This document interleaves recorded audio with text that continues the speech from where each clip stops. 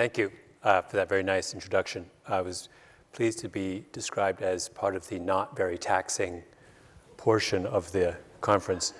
That's actually very true. You know, I imagine this is going to be a conference, particularly tomorrow, full of very, very complex, complicated analytics.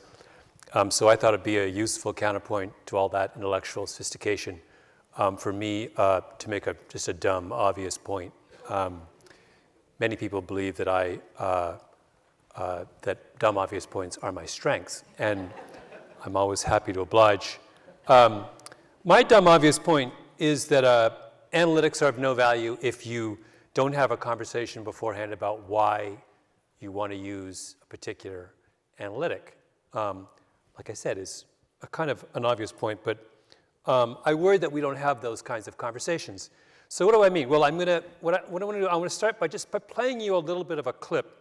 It's from an interview that was on the podcast long form last week with a woman named Sheryl Kohatkar, and she's a writer. She just came out with a big book on Steve Cohen, the hedge fund trader at SAC, and she's talking in this clip about a job that she had as an analyst at a hedge fund, somewhere where some of you may end up, in New York City. And if you just play the clip, we can get a feeling for her.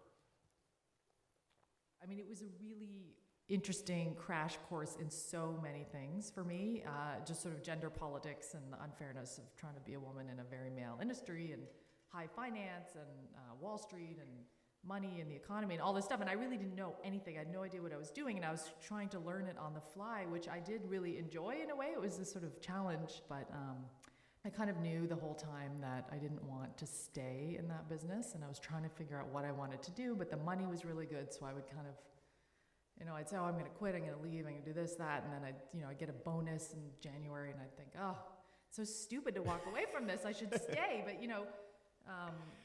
it was hard, though. I wasn't very happy. I wasn't very good at the job, even though I found it sort of interesting to learn about it. It was, it required making quick decisions about what to do with other people's money.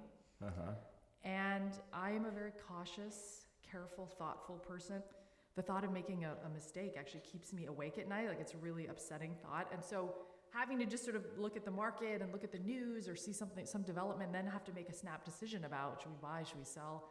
I found that incredibly stressful. And in fact, that does not make you a good trader. I mean, the people who do well at those jobs are people who have a huge tolerance for risk and who are not emotional about what they're doing. I mean, you have to be very dispassionate and kind of cool under pressure. And I was just like a basket case. So, after 9/11, things on Wall Street got pretty bad, and I had moved to a slightly larger fund at that point, and they just started laying people off, and I was one of the first people to go. So on the basis of that clip, what kind of person is Sheryl Kohatkar?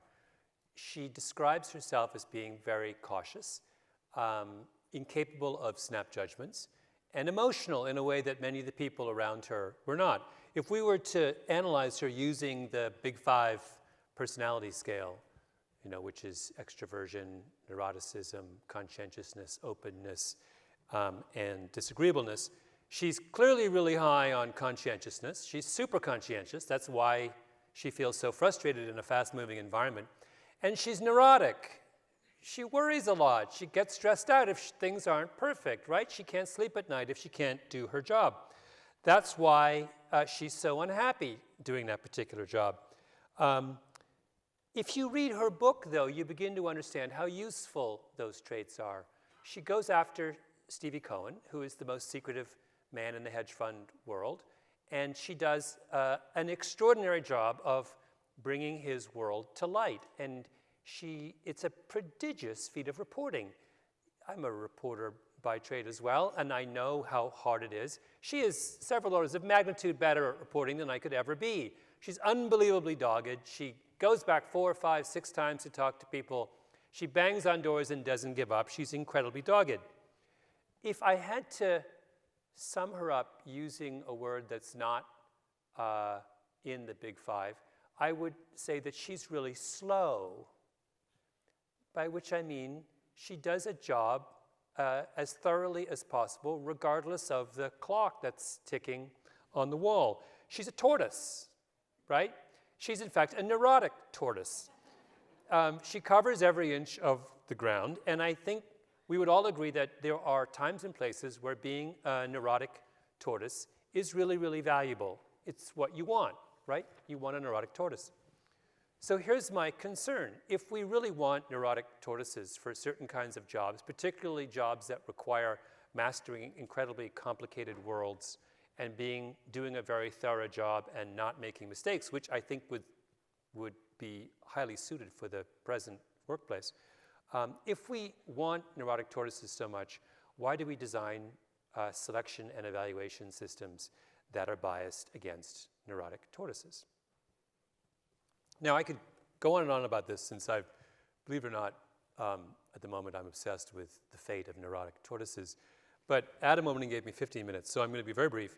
I want to give you one example of how we make life difficult for neurotic tortoises, and that's the LSAT. Now, I could just as easily have talked about the SAT or the GRE, the GMAT. I picked the LSAT because I figured there would be very few lawyers in this room, so I could safely make fun of it without offending anybody. And I should also make the confession that I've never taken a standardized test before in my life. I have no idea what they're like. But I was working on this talk in the library this week, and this student sees me that I have papers on the LSAT open on the computer, and he gave me a sample test because he was studying for his LSAT.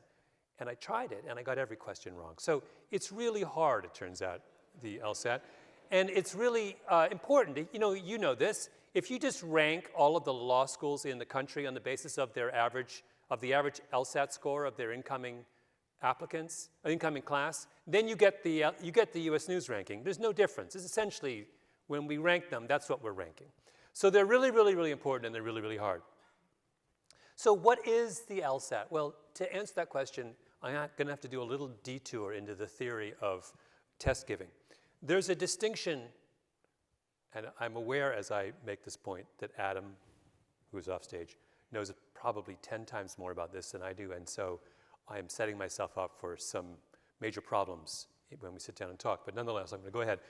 There's a big distinction between speed and power in test giving. So a speed test is a test where all the questions are easy. Anyone can be expected to answer them. But what we're interested in is how quickly you complete it. So most children's card games are speed games, right? Snap. Did you ever play Snap as a kid? That's a speed game, right? The underlying task is not difficult. What we want to know is how quickly do you do it. Video games. A lot of video games are speed games. They're not. The underlying task is not difficult. On the other hand, power tests are tests where the underlying question is very difficult. And what we're interested in is not how quickly do you answer it, but how accurately do you answer it. So Scrabble is a power game, at least in the way that it's normally played in my family. It's a speed game. And a cryptic crossword is a power game. It's not a speed game. We don't care how quickly you do it, or at least most of the time. And the reason we separate out power and speed is that they are separate variables. There's a little bit of overlap, but you can be very good at speed and lousy at power, and very, very good at power and lousy at speed, right? And a really good example of this is chess. So chess is a power game, right? It's not a speed game, it's a power game. But we play chess in a variety of ways where we speed it. We place a time constraint. So there's classic chess, which is, I think, 90 minutes for the first 40 moves, then 30 minutes for the balance with 30 seconds per move on the end. That's where it's relatively unspeeded. Then there's rapid chess, which is 10 minutes, and then there's blitz chess, which is like 3 minutes, or however fast you want to do it. And when you do it that way, when you compare the rankings for classic, rapid, and blitz, you see real differences. So Wesley So is the great up-and-coming American chess player right now. On classic chess, he's almost as good as Magnus Carlsen. He's pretty much the best player in the world. He's terrible at blitz chess. I want to say terrible. He's not even close to being in the top 10, right? He really, really... On the other hand, there's a 24-year-old Chinese grandmaster named Darren Ling. Darren Ling is not in the top 10 in classic chess. He's 12th, I think. He's probably never going to be world champion. However, at blitz chess, he's fantastic. He was the blitz champion in 2016. He's almost as good as Magnus Carlsen at blitz. So when you combine speed to a power test, we say that the test is speeded. And the point is that when you add speed to a power test, you are not improving the accuracy of the test, right? You're changing what you're measuring. You're mixing two different variables. And when you mix those variables, you're going to get different outcomes. So who's the best chess player in the world? Well, there is no such thing as the best chess player in the world. There's only the best chess player at the particular mix of speed and power that we choose to play in international competition. If we made international competition 3 minutes, Darren Ling is going to be the household name. As it stands, because we don't do that, you've never heard of Darren Ling, right? So there's a built-in arbitrary element to the way in which we evaluate people under power conditions, which is to what extent are we speeding the test. So what is the LSAT? Well, the LSAT is obviously a power test. The questions are really hard. I couldn't answer any of them. In fact, I nearly tore my hair out when I tried to do the practice test in the LSAT. But it's also speeded, right? When you take the LSAT, you have 3 hours to do it. You can't take all the time you want. There's a finite amount of time that you're given to answer all 101 questions. And 3 hours is not long enough for most people who take the LSAT. Most people run out of time, and they end up guessing on the balance of the test. So on the LSAT, we have chosen to evaluate candidates for law school on the basis of power tests given with a speed constraint. So this is my question. Why is the LSAT speeded? Why? Right? Explain that to me. You've got a test that's divided up into 5 parts. Each part has 35 questions. I'm sorry, each part is, you have 35 minutes to complete each of 5 multiple choice sections. Why is there a 35-minute limit? Where did that come from? Right? I can understand why we have time constraints on chess. If there was no chess clock, the games would last for weeks. You couldn't watch a chess match. It would be you'd need to quit your job. You had to be incarcerated to be a chess fan. It would go on for so long. Totally makes sense to me that you'd want to impose a time constraint on a power game when it comes to a spectator sport, right? The LSAT is not a spectator sport. Why on earth is it speeded, right? I don't get it. What is it about the legal profession that suggests that a speeded constraint on a power test is a good idea? So let's go back to Sheila Kohatkar, our neurotic tortoise, and I want to imagine her taking the LSAT. So I'm very bad at PowerPoint. Let's see if this works. There we are. Okay, so here we have a hare and a tortoise. Sheila is on the right. She's our neurotic tortoise. And hare is some super quick, bright character. So hare, let's start with hare. Hare attempts all 101 questions. He answers 82 correctly, so he has an accuracy rate of 81.7. He doesn't guess any of them because he manages to finish in time because he's super speedy. His raw score is 82. His LSAT is 165. He finishes in the 94th percentile. He gets into Penn. He gets a cushy job at Skadden Arps. And no one sees him again until he makes partner at the age of 50. Okay, neurotic tortoise, Sheila comes along. Sheila answers 80 questions correctly because she's terrified of making a mistake and she's getting really stressed out. I'm sorry, she attempts 80. She answers 78 correctly. She has an accuracy rate of 97.5%, but she ends up guessing on the last 21 because she runs out of time, and she gets a couple of those right. Her raw score is also 82. Her LSAT score is 165. She's in the 94th percentile. She too gets into Penn and ends up at Skadden Arps. Now, from the standpoint of the LSAT, the neurotic tortoise and the hare are absolutely identical. They had the same score, right? But that's nonsense, right? These two candidates could not be more different. I mean, think about, for example, if we unspeeded this particular test. It's quite possible that Sheila, our neurotic tortoise, could answer, I don't know, maybe if you gave her enough time, she would have answered 98 questions correctly. Maybe 97. The Hare, on the other hand, he's already run through all the questions. He's hit his ceiling at 82. He's done, right? He's not smart enough to handle the remaining 19 questions. But Sheila, I don't know, give her an extra couple of hours. Maybe she turns out to be some kind of LSAT genius. So the effect of speeding a power test is not just to make an apple and an orange both look like apples. It's also to potentially obscure our knowledge, our understanding of the neurotic tortoise, who could be really, really, really, really good at the particular tasks of being a lawyer. Let me go further. The same bias exists in law school. So in law school, you have your grade consists of three things in general. An in-class test, a take-home test, and paper, right? A paper. In-class tests are highly speeded power tests. Take-home tests are moderately speeded power tests. Research papers are pure power. So here we have Hare, tortoise, and ordinary Joe. And you can see that Hare is going to do really good on the in-class test. He's going to be okay on the take-home, and he's going to be terrible at the essay. Tortoise is exactly the opposite. Sheila struggles in in-class. She gets freaked out. She's really neurotic. Take-home, she's okay. And the paper, of course, she nails it. Of course she nails it. Give her a maximum amount of time. She's going to do a really good job. In a situation where we rate all of those three things equally, in-class, take-home, paper, Hare and tortoise have exactly the same GPA. But if we're at a law school that chooses to rate in-class greater, 50% of the grade in class, Hare does better than tortoise. And if you flip it, though, and you have a situation where, and if you're in a school which takes in-class tests really seriously, it makes it 80% of the grade, Hare looks like a winner, and tortoise looks like a complete loser. Now, I come back to my question. Who is actually the better lawyer based on those two proxies? Who's a better candidate for the legal profession?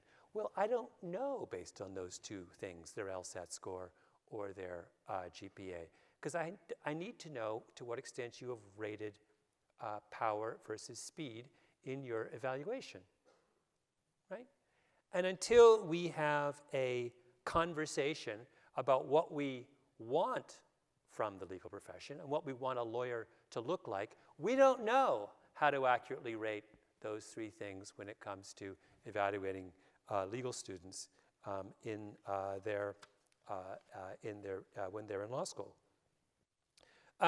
Now, why haven't we had this particular conversation? Why hasn't the legal profession sat down and said, are we more interested in tortoises or hares, right? Should we be speeding or unspeeding the way that we evaluate students? I don't know the answer to that question. It puzzles me. I've been trying to get someone in the legal profession to tell me why they speed the LSAT and why they weight in-class exams as much as they do. Because everything that I understand about the legal profession tells me that I think I would want a neurotic tortoise when it comes to doing my legal work. The best answer I have managed to come up with in talking to people about why the LSAT is speeded is that's the way they've always done it. At some point in the 19th century, some guy decided, well, let's give them 3 hours, and we've stuck with that ever since. Right? Which suggests to me that it may be all very well and good for us to have an analytics conference here in Philadelphia, but I would be happier if a week before we had an analytics conference, we had a conference where we sat down and had a conversation about the kind of analytics that we're interested in. Thank you.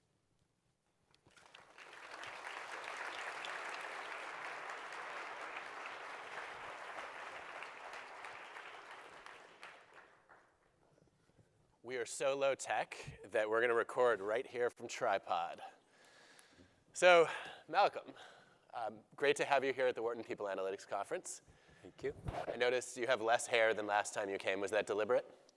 I have, well, are we talking about relative to you or relative to my relative to my previous hair state? Yes.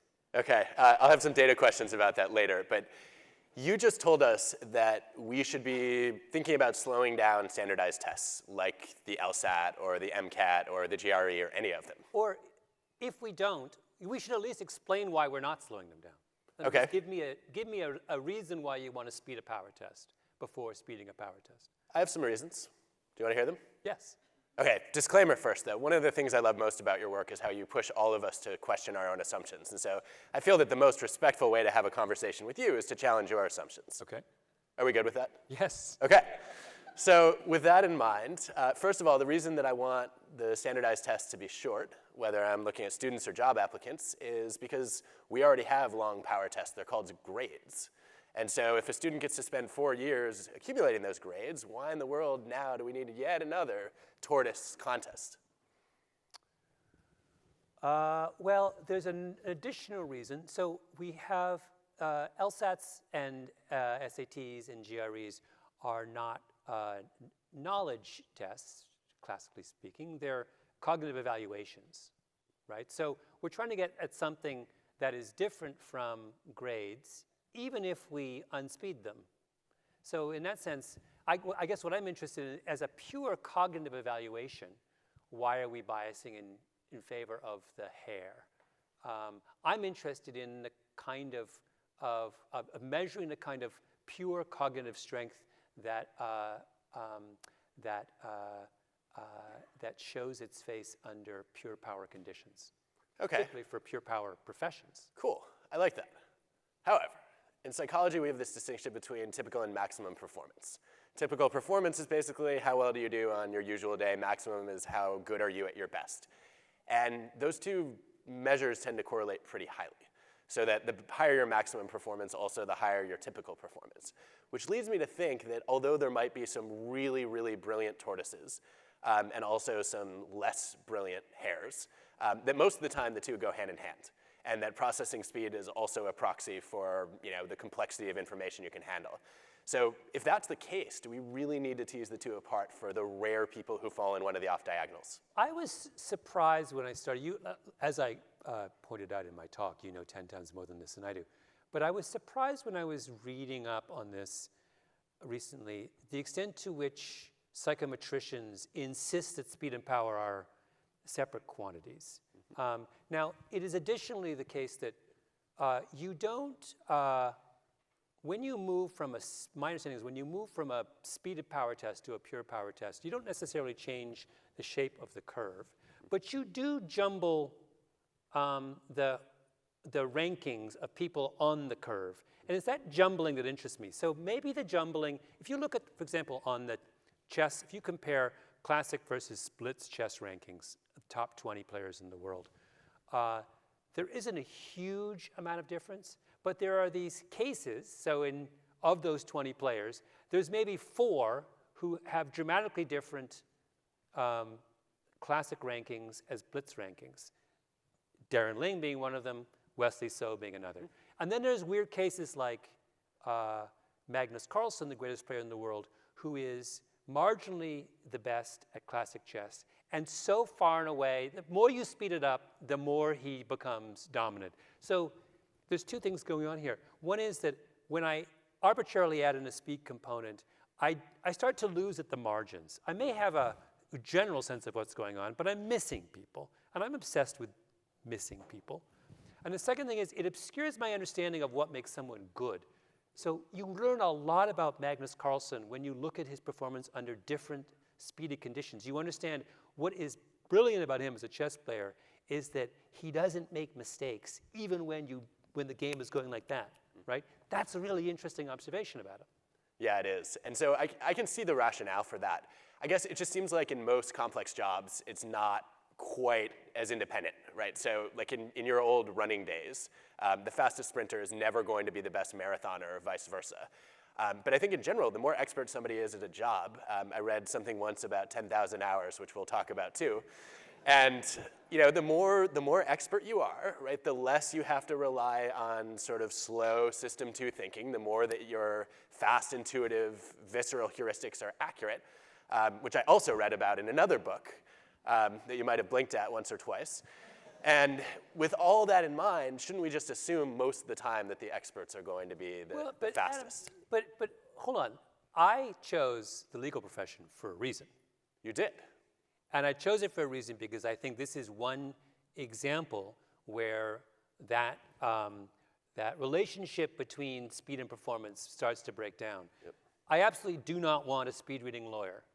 So the kind of person who, when I played that Sheila Kohatkar clip for a reason as well, that mindset of, there is a woman who is incapable of being fast. So she has a personality constraint on speeding up. She can't sleep at night. She worries.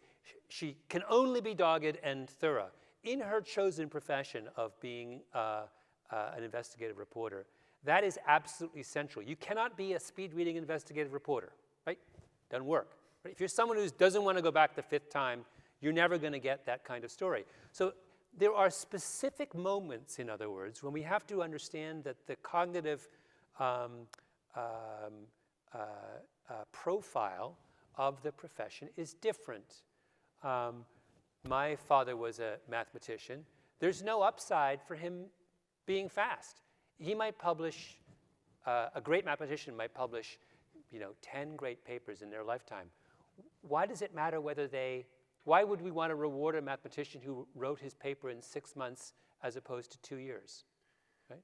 I think you answered your own question in an article you wrote a while ago, which actually said that the more output you produce, also the better your shot at stumbling onto greatness. You actually said that the more bad ideas you have, the better you will be. And so don't we actually want to reward speed to get to quality? Not in a lawyer. Not in a lawyer. Right? So now, see, I know the game you're playing, and I appreciate it. I'm trying to play a speed game, come on. But you're not listening to me, Adam. I'm being very specific about lawyers. We do not want the high output, lots of error lawyer. I'm sorry, what were you saying? No, just go on. I wasn't listening for real, but now I'm listening. Okay, so why do we want lawyers who Can you imagine the lawyer who came to you and said, so here's the contract, take a look. If it turns out it's not the right thing, we can just go back and do another version later. Are you kidding me? That's a disaster. I'm reminded, that story in the financial crisis where someone puts the comma in the wrong place and they end up paying, I forgot, $20 a share for layman and not $2 a share. Who was the person who read that document at 2 in the morning? The hair. It wasn't Sheila Kohatkar. She would be the one who'd read it 5 times. Why? Because she'd be petrified that she put the comma in the wrong place.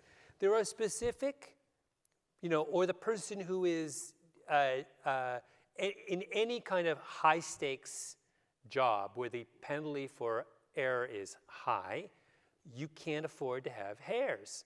So what I'm objecting to is the very thing that you're talking about, which is you're trying to make a general set of principles about selection. And I think you can't make a general, I think you have to be much more specific in saying, and not only, by the way, there are parts of the law where I might want a hair. So what I want the legal profession to say is, for this kind of law and this kind of law and this kind of law, I want the neurotic tortoise. For this kind of law, I want the hair. And I want them to say, okay, so let's create a safe space for the neurotic tortoise as opposed to penalizing them at the point of entry. I like that a lot for the tortoise. Where I wonder about it is, what are the consequences for the people around the tortoise and for the organization? And you may not care. Yeah. And I think that's reasonable, right, to care more about making sure that people don't get missed than about whether a law firm does well. But I think that in systems dynamics terms, we can think about equifinality, right? Multiple paths to the same end. And being neurotic is one path to that, right? I can relate to that. I remember being afraid when I was studying for tests that I would do so badly that I would not only fail, but my professors would take away points on my previous exams because there's no way I could have earned what I'd gotten before. And that anxiety was really motivating for those of us who are defensive pessimists. Yeah. But it's only one route to that thoroughness, right? So you could be really emotionally stable and also incredibly conscientious. And you could be fast, and then you could have that motivation to want to double check and triple check and quadruple check. And so I guess I wonder, could it just be a really conscientious hare who's fast, who executes, and then is also careful on the back end? That's like saying, can't we have all basketball players who resemble Michael Jordan?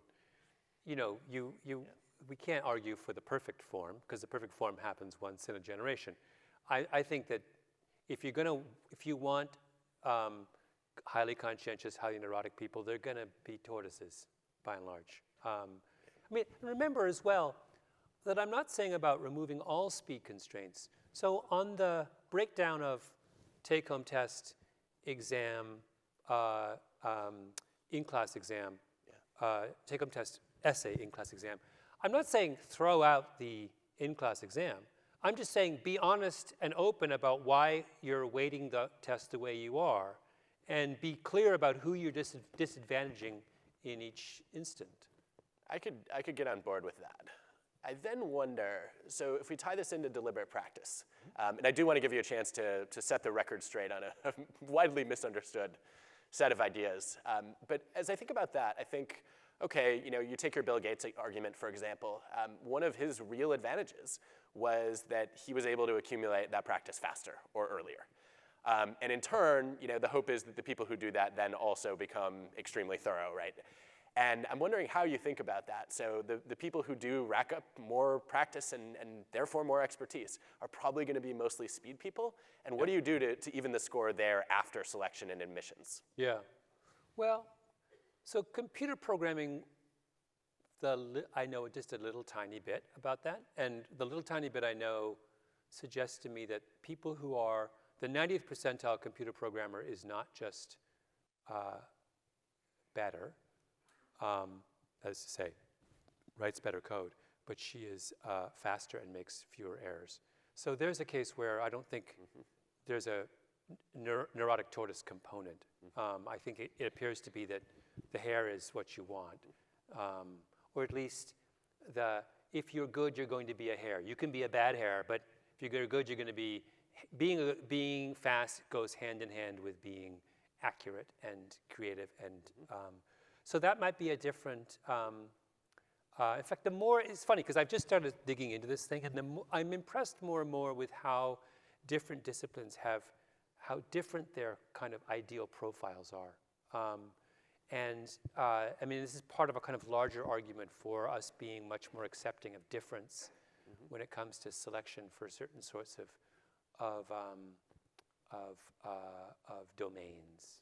One of the things I worry about there is so let's say we could profile every job, which there are people in the room who have been working on this very problem.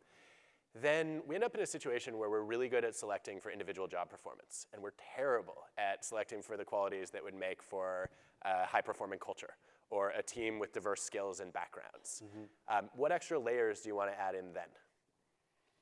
For the second thing, for high-performing teams and yeah, as we think about not just optimizing my own individual contributions, but also what's the sum of the parts?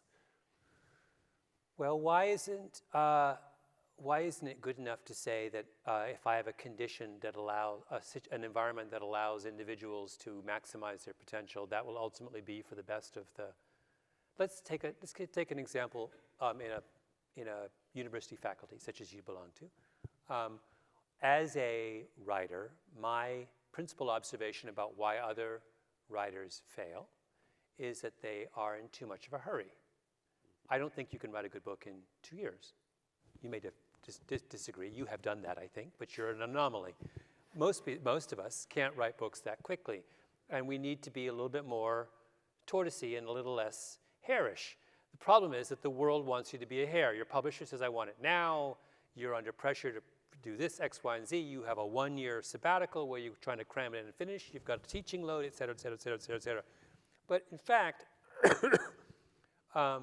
even one thing that almost all of the professional writers I know, so not people who have a day job like yourself, do, the very best of them do, is that they write drafts and then they put the book in a drawer for 6 months.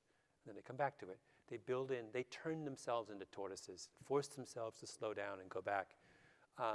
Now, does that in a sense harms the system in that the amount of output is lowered? But I don't think the problem with writing in America right now is a failure of output. I think it's a failure of quality, right? So there's a case where I think the overall system could use maybe a little lower level of production and some higher production values. And I think that having individual writers who write better books makes us all better. Now, that doesn't really answer your question because you're talking, I think, about much more coherent organizations. But is the New Yorker a better organization if writers slow down and write fewer articles in a year, but those articles are very memorable? I think if you did a systematic analysis of the financial health of the New Yorker, you would learn that the New Yorker is a hit-driven enterprise, that probably 8 articles a year account for 90% of people's interest in the product. And so that to the extent you could encourage people to write fewer hits, you're better off. Mm-hmm. Yeah, I think the academic cheat on this is by the time you write a book, you've already been working on the topic for 5 or 10 years. And so a lot of the tortoise work happened up front, right? Yes, with the research part of it, yeah. Which doesn't guarantee that the book will be sensible or even understandable. But I do wonder then, so give us a chance to update the thinking on, okay, so 10,000 hours, probably, it might be your most widely discussed bit of writing. I think arguably the most misunderstood as well. What would you actually like us to conclude about expertise in deliberate practice? Well, as I have explained many times, and no one is interested in listening, I was interested in that because I was interested in the idea that if it takes you a long time to master something, longer than you would imagine, then that must mean that you need a lot of help, A, and B, that you must be in a situation that's patient. That's what interested me, was the context, that if we're all naturals, then the context in which we perform what we do is irrelevant, right? If you're born being able to be a scratch golfer, then why do we need, to spend money developing young golfers? It's all there, right? But once you understand, actually, not only does it take a long time to get good, even if you're really incredibly talented to begin with, but it takes an incredibly long time, then you understand, oh, not even Roger Federer could be a great tennis player without a coach, without a place to go and play tennis, without parents who drive him there, without people who, remember Roger Federer for years and years and years was known for having a terrible temper. And it's really just, you go back, sorry to get a little Roger Federer riff here, but at the beginning of his career, he was thought to be someone who would never amount to true greatness because he didn't have the requisite personality. He would have these meltdowns. He would throw his racket, he would storm off the court, and they were like, ugh, another one of these people who's going to squander his talent. But that's just because we were observing him in the middle of his necessary period of tennis apprenticeship. And once he had completed that, he turned into the tennis player we know, someone whose control of his emotions is perhaps as good as anyone who's played the game, right? So even Roger Federer required a patient ecosystem to become truly great. That's all I was trying to get at. 10,000 hours, I mean, it's a number that has been thrown around by a number of people who were looking at musicians, which I just thought was intriguing. Mm-hmm. But it was never meant to be a kind of definitive, and nor was it meant to be a statement that talent didn't matter. It was that talent requires a lot of time to be, I can spend 10,000 hours at any number of things and I will never be any more than mediocre. Yeah, and I guess in turn, the role that luck and opportunity played in making that possible is a huge part of the story. So we have audience questions, which I would love to throw some of them your way. One of them is you're harsh on standardized tests because of what they're missing and the maybe arbitrary or artificial performance standards that are missing key skills that might be relevant for a job or personality traits for that matter. What else is being rewarded that we shouldn't be measuring? Like, can you afford to take an LSAT prep class? And how do we get that out of the system? Well, a really good way to get out of the system would be to dump standardized tests entirely. The contribution for all the fuss that this country, when I say this country, a lot of other countries don't have standardized tests. I mean, it is not a given that human beings need to conduct their entry to elite institutions this way.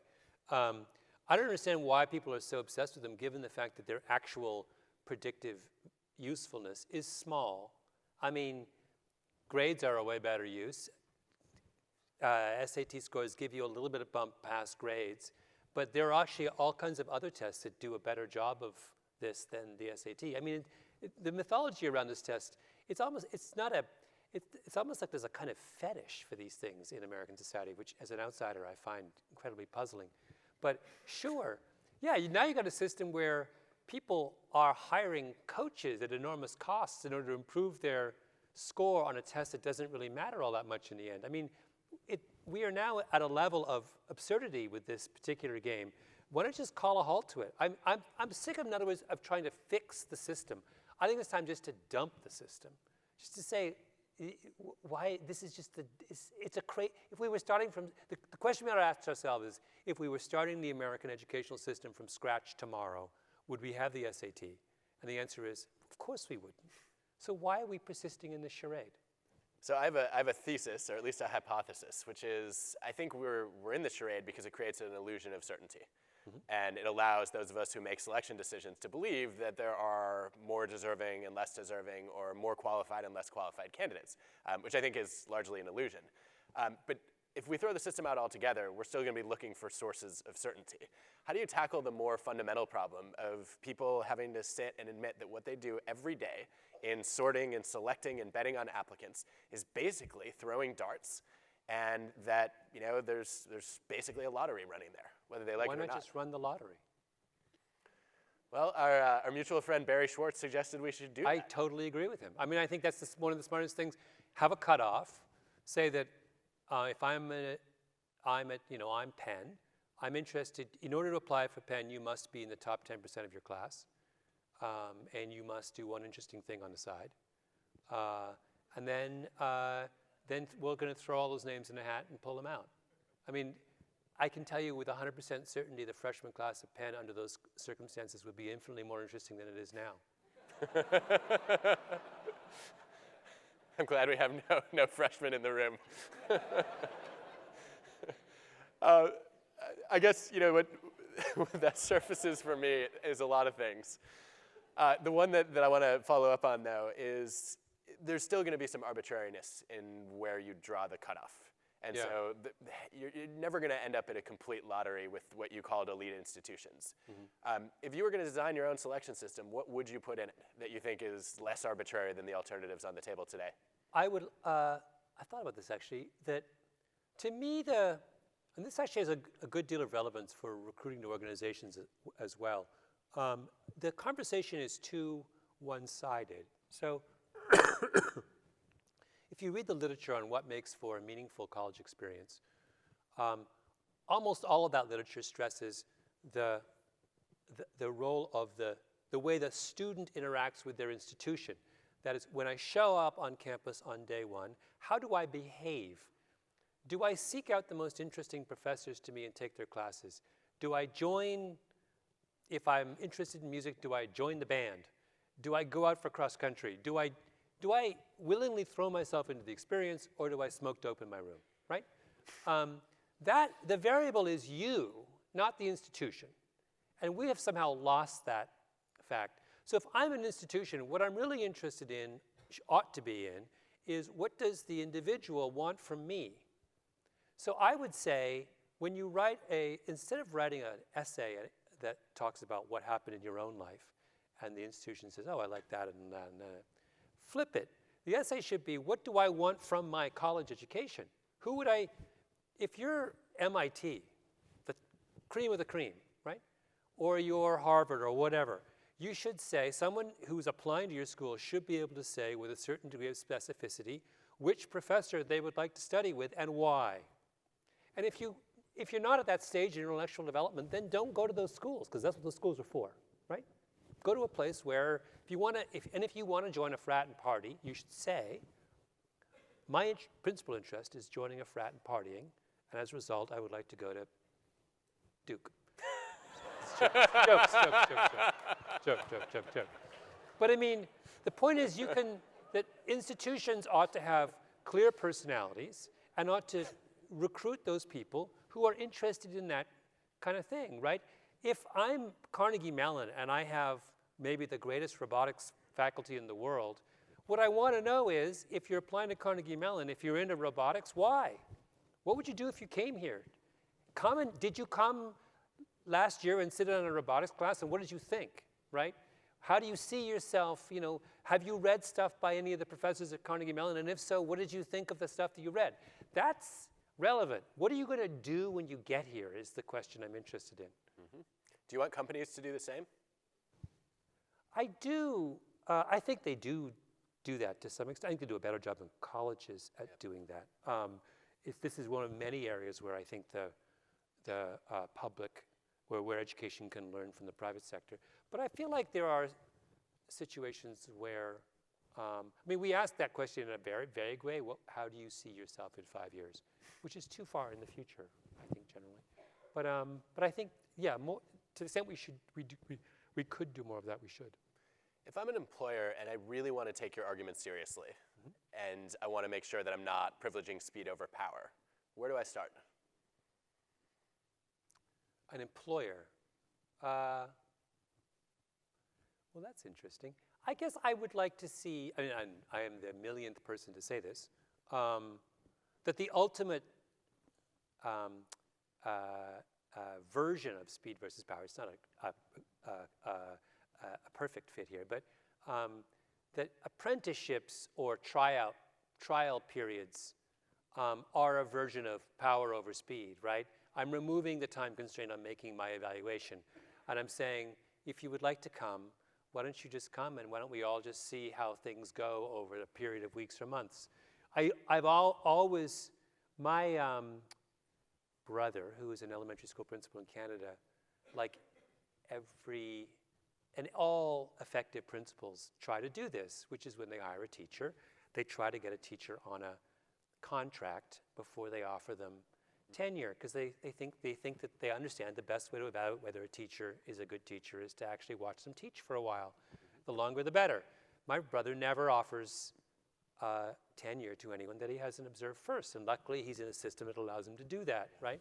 So, to the extent that we can, it shouldn't be weird for you to go and spend 6 months in an institution. At the end of the day, you and the institution to say, it's not working. That shouldn't be a black mark on your resume at all. That should actually be a positive mark. It says that you're brave enough to experiment, to go out in the world and try stuff. And that's actually a spirit we like here. Mm-hmm. So I like the idea of stretching out the time horizon for work samples. It does raise the question, though, of we have good evidence that people who job hop more often tend to be less loyal, less committed, less likely to be good citizens. And so, if that's now a sign that you're willing to experiment. But this isn't I think this is a different category than job hopping.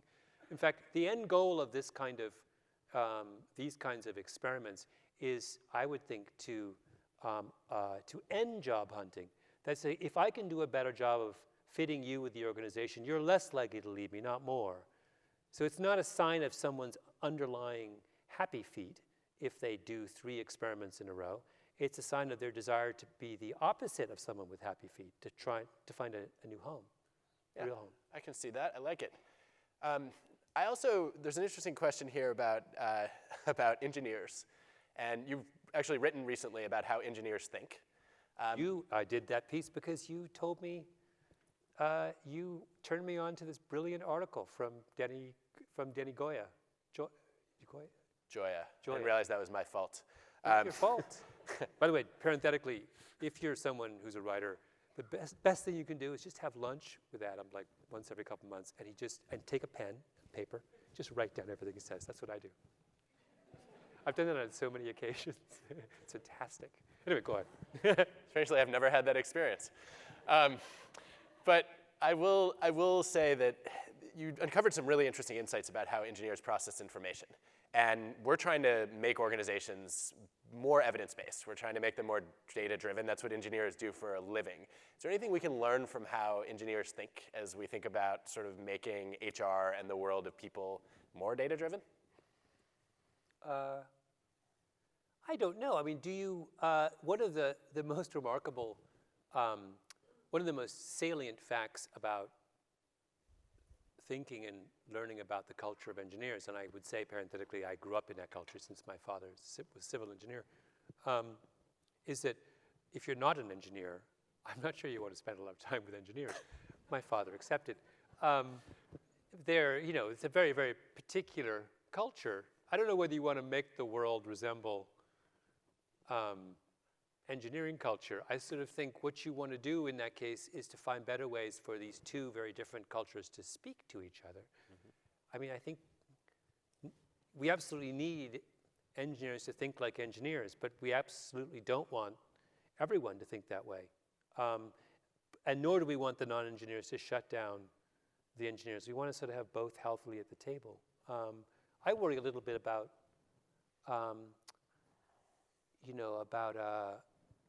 about the hiring process becoming, I'm more worried about it becoming too dependent on analytics than I am about it not being dependent on analytics enough. I wish there was a little more humility about what can and can't be measured. I follow this most closely in sports, and you can't follow the analytics revolution in, say, basketball, and not simultaneously be thrilled at what we can know and deeply humbled about what we absolutely can't know. I mean, there was and I've forgotten his name. There was there were two European players playing in the Denver Nuggets earlier this year. Neither were playing very well. And the consensus was that maybe they were going to one or both of them was going to wash out. Denver traded one of them, either Nurkic or the other guy, to Portland. It is now the case that both are playing unbelievably well. All that was necessary in one case was for the other guy to leave town, and in the second case was for the other guy just to go to a different team, to Portland as opposed to Denver. And all of a sudden now they're talking about him as one of the best centers in the league. If you can find any analytic that helped you predict that outcome, be my guest. It was an intangible. They weren't happy together, and apart, they're fantastic. And that, when I look at the example of the basketball fans in this room will know, Nurkic and who's the other guy? Yes. That just tells you that there's an awful lot that we can't easily understand about human performance. I completely agree with that assessment. I think we could probably reduce our false positive and false negative rates more than we currently do. What I like, though, about bringing engineering discipline to the table is you're not a big fan of the Myers-Briggs as one example. Engineers look at that and say, who made this up, and why can't we do better in half a century of actual social science? And it's much easier then to update broken systems with better ideas. Do you see more of that to come in the world of analytics? And how do we do that while maintaining humility? Wow. Do I see more of that? Well, I'm not in, if you have a historical perspective on the use of analytics, you tend to be somewhat pessimistic about their intelligent use, because it strikes me that there's just so much overwhelming laziness in the way we use metrics to analyze success. Some of that laziness is being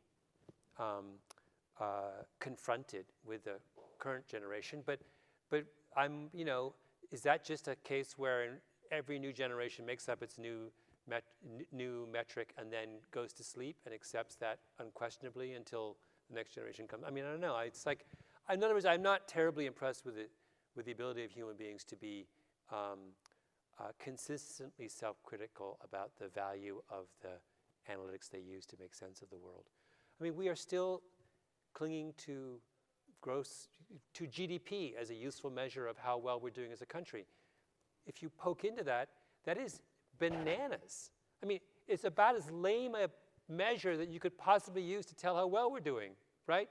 So but yet, it's the first thing that's quoted when it comes to when we use an analytic to assess how good our performance as a country is. It's crazy.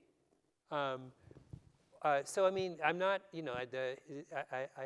forgive me if I'm not optimistic about how well this will go in the future. I think it's an important, sobering note, and it also levels the playing field a little bit so that it's not just lawyers and dookies who feel a little bit hurt by commentary. Everybody has a reason to question themselves. With that aside, Malcom, it's been a real treat to have you here. There are tons of people in this room, myself included, who got into this field in large part because of your work, and we're all really grateful that you continue to do it. So we're going to head to the cocktail reception now. Thank you. Thank you.